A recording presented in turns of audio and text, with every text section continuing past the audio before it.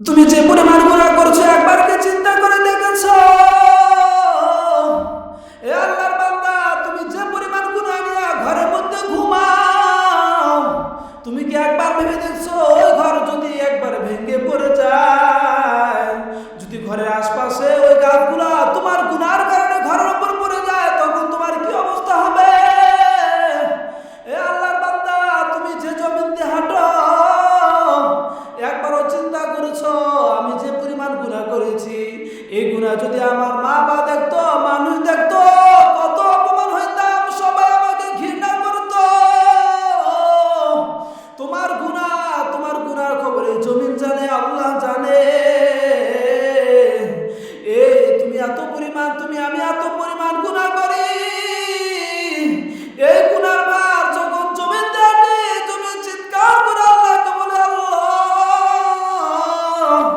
আপনার নাফরমান আমার উপর দিয়ে হাত দিছে,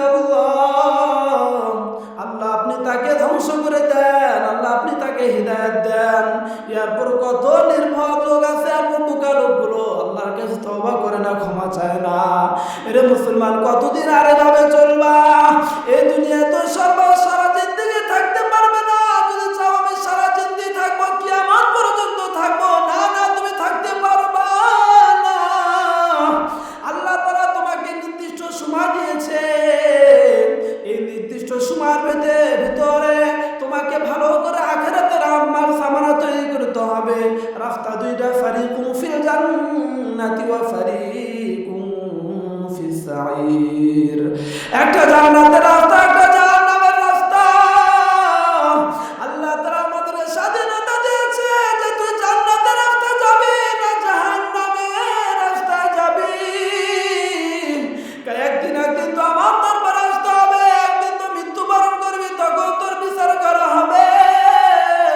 এ আমার মুসলমান ভাই, আল্লাহ তাআলা প্রত্যেকটা মানুষকে জ্ঞান বুদ্ধি দিয়েছে, জ্ঞান নামক একটা মেমোরি দিয়েছে, যে কোনটা ভালো, কোনটা মন্দ, কোনটা খারাপ। এখানে এমন কোন ব্যক্তি নাই, এমন কোন মানুষ নাই যে ভালো মন্দ বোঝে না, এমন কোন মানুষ নাই যে কোনটা ভালো, কোনটা মন্দ, কোনটা খারাপ, কোনটা ভালো হবে না, কোনটা আমার জন্য কল্যাণ হবে, কোনটা আমার জন্য কল্যাণ হবে না, এমন কোন ব্যক্তি নাই, কেউ বোঝে না। প্রত্যেকটা ব্যক্তি জানে আমি মারা যাব, জাহান্নাম আছে, জান্নাত আছে, আমার বিচার হবে। প্রত্যেকটা মানুষ জানে। এরপরে কিছু মানুষ আছে দুনিয়া নিয়ে ব্যস্ত, গুনাহ নিয়ে ব্যস্ত। ওই দিন তোমার কিয়ামতের দিন এমন অবস্থা হবে,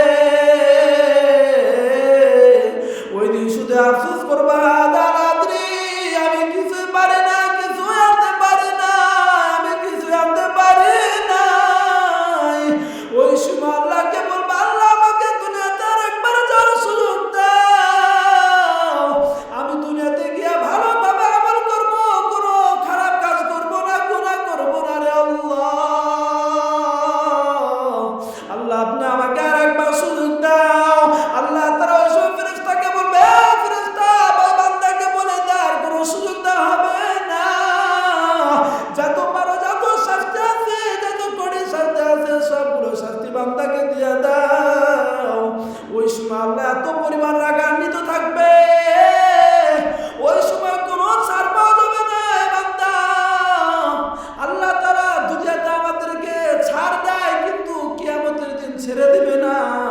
ও তবে দুনিয়াটা চিরস্থায়ী নয়, এই দুনিয়াটা চিরস্থায়ী নয়, এই দুনিয়াটা থাকার জায়গা নয়। এই দুনিয়াতে বেঁচে থাকতে কবরের জন্য প্রস্তুতি নিতে হবে।